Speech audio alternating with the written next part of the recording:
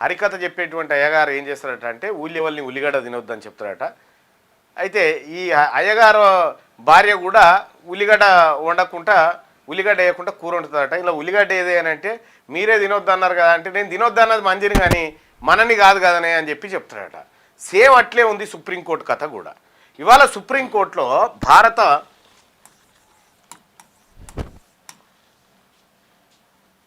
అత్యున్నత న్యాయస్థానం ఇది.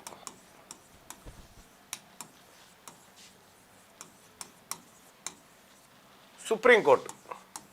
ఈ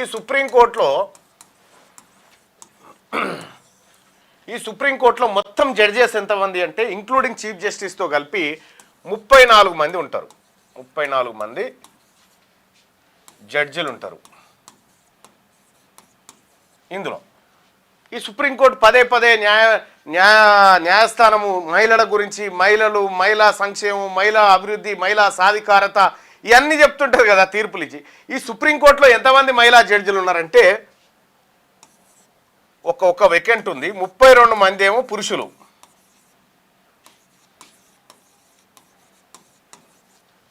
ఒక్క ఆమె మహిళ. ఇది సుప్రీంకోర్టు కథ.